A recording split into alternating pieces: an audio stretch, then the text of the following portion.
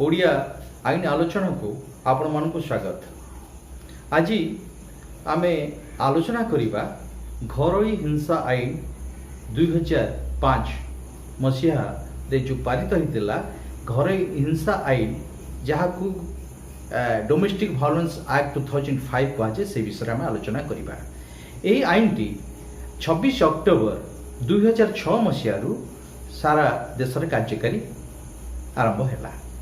घर हिंसा आईन कौन आपण मैंने जानी जे अनेक समय परिवार रे नारी मानकर मर्यादा रही ना, जो परिवार रे बा जो समाज रे नारीर मर्यादा नहीं से समाज सुस्थ समाज बा सुस्थ परिवार टीए गठन हो पारिबो नाही। अनेक क्षेत्र में देखा जाए जे नारी मानकू अनेक अत्याचार सम्मुखीन होबाकू पड़े।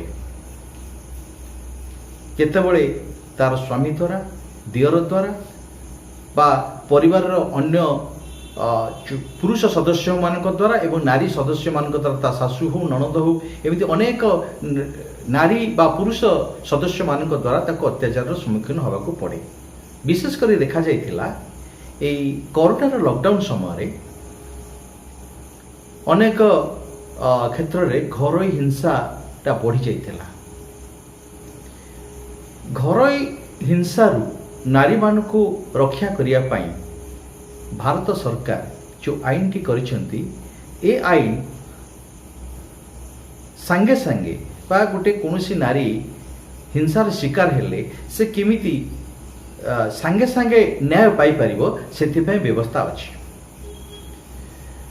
घरोई हिंसा आईन रे व्यवस्था बा तार घरोई हिंसा आईन रो 3 धारा रे उल्लेख करा जाइछि को प्रकार हिंसा को घरोई हिंसा आईन रे परिसरभुक्त करा जिवो। केवल शारीरिक हिंसा नुहे मानसिक भाव रे बा यौन उत्पीड़न भाव रे बा आर्थिक क्षेत्र रे जति कोनोसी नारी को अत्याचार बा हिंसार सम्मुखीन हुए यहाँ को घरोई हिंसा कहुचिबो।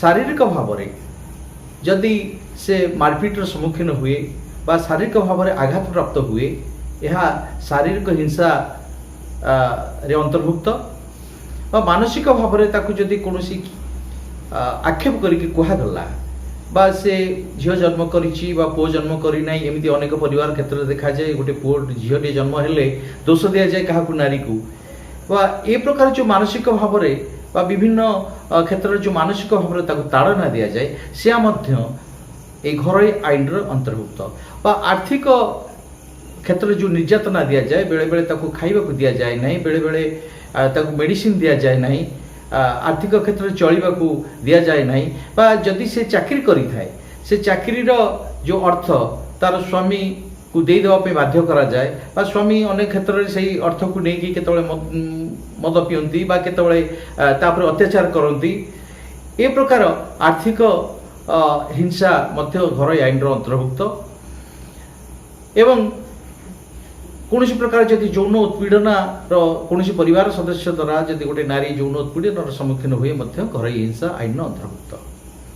जदि कौन गोटे नारी घरोई आईन बा घरोई हिंसा सम्मुखीन हुए तापाई कौन बाट रही यही आईन अनुसार घरोई हिंसा कौन नारी जदि सम्मुखीन हो ताहले से प्रथमे प्रोटेक्शन ऑफिसर पाखक जाई परिबो। प्रोटेक्शन ऑफिसर सब जिले में नियुक्ति होती भारत सरकार को द्वारा प्रोटेक्शन ऑफिसर नियुक्ति होती। प्रोटेक्शन ऑफिसर को जाई को पाखक गले प्रोटेक्शन ऑफिसर को पाखरे से निजर समस्त बयान दब ए प्रोटेक्शन ऑफिसर एक निर्दिष्ट फॉर्म रे डोमेस्टिक इंसिडेंट रिपोर्ट तैयारी करिवे। एक निर्दिष्ट फॉर्म रे जहाँ को कह जाए DIR रिपोर्ट तैयारी करिवे। ए DIR रिपोर्ट तैयारी कला परे समस्त कागज पत्र DIR रिपोर्ट रे समस्त कागज पत्र मध्य संयुक्त रहिबो। जदि ताको कोनोसी शारीरिक भाव में आघात करा जायछि ताहले डॉक्टर रिपोर्ट बा अन्य कोनोसी समस्त प्रकार कागज पत्र हिंसा संपर्कित समस्त प्रकार कागज पत्र संलग्न करी प्रोटेक्शन ऑफिसर ମାଜିଷ୍ଟ୍ରେଟଙ୍କ ପାଖକୁ ପଠାଇବେ। ମାଜିଷ୍ଟ୍ରେଟ ଉକ୍ତ କେସ୍ର 3 ଦିନ ଭିତରେ ବିଚାର ଆରମ୍ଭ କରିବେ ଏବଂ 3 ଦିନ ଭିତରେ ବିଚାର ଆରମ୍ଭ କରି 60 ଦିନ ଭିତରେ ବିଚାର ଶେଷ କରିବେ। ଏହା ହେଉଛି ପ୍ରୋଟେକ୍ସନ୍ ଅଫିସରଙ୍କ କାମ। କିମ୍ବା ସେ ଯାଇପାରିବ ସର୍ଭିସ୍ ପ୍ରୋଭାଇଡରଙ୍କ ପାଖକୁ। ସର୍ଭିସ୍ ପ୍ରୋଭାଇଡର କେଉଁମାନେ?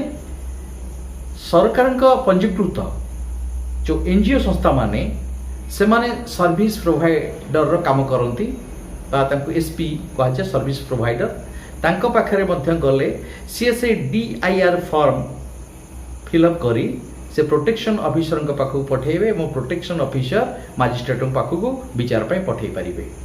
କିମ୍ବା କୌଣସି ହିଂସାର ସମ୍ମୁଖୀନ ହେଲେ ସେ ଆଉ ଗୋଟେ ବିକଳ୍ପ ଅଛି, ସେ ଡାଇରେକ୍ଟ ପୋଲିସ ପାଖକୁ ଯାଇପାରିବ ଏବଂ ପୋଲିସ ପାଖରେ ମଧ୍ୟ ତାର ସମସ୍ତ ବିବରଣୀ ଦେଲେ ପୋଲିସ ସେଇ ବିବରଣୀକୁ ଉଲ୍ଲେଖ କରି ସେ ମଧ୍ୟ ମାଜିଷ୍ଟ୍ରେଟ ପାଖକୁ ପଠାଇ ପାରିବେ। କିମ୍ବା ଜଣେ ମହିଳା ଚାହିଁଲେ ସିଧାସଳଖ ଭାବରେ ଜୁଡ଼ିସିଆଲ ମାଜିଷ୍ଟ୍ରେଟଙ୍କ ପାଖରେ କେସ୍ କରିପାରିବ। ଏହା ହେଉଛି ଏଇ ଘରୋଇ ହିଂସା ଆଇନର ଧାରା 12 ଅନୁସାରେ ସେ ସିଧାସଳଖ କେସ୍ କରିପାରିବ। ଏଥିରେ ମାଜିଷ୍ଟ୍ରେଟ ବିଚାର କରିକି ମାଜିଷ୍ଟ୍ରେଟ କେସ୍କୁ ଗ୍ରହଣ କରି ଅପରପକ୍ଷକୁ ନୋଟିସ୍ ଦେବେ।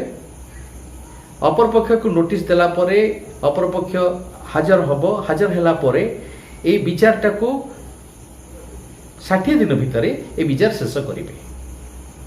ବିଚାର ଶେଷ ପରେ ଯଦି ମାଜିଷ୍ଟ୍ରେଟଙ୍କର ହୃଦବୋଧ ହୁଏ ହଁ ଏ ମହିଳା ଘରୋଇ ହିଂସାର ଶିକାର ହୋଇଛନ୍ତି, ତାହେଲେ ତାଙ୍କୁ ପ୍ରୋଟେକ୍ସନ୍ ଅର୍ଡ଼ର ଦେବେ ବା ସେଇ ମହିଳା ସେଇ ଘରେ ତା ନିଜ ଘରେ ସେ କେମିତି ସୁରକ୍ଷିତ ରହିପାରିବ ଏଥିପାଇଁ ଆଦେଶ ଦେବେ ଏବଂ ସେ କିପରି ତାର ମେଣ୍ଟେନାନ୍ସ କରିପାରିବ, କିପରି ଭାବରେ ସେ ଘରେ ରହିକି ଆର୍ଥିକ ଦୃଷ୍ଟିରୁ ସେ କିପରି ଚଳିପାରିବ ସେଥିପାଇଁ ମଧ୍ୟ ଅର୍ଡ଼ର ଦେବେ।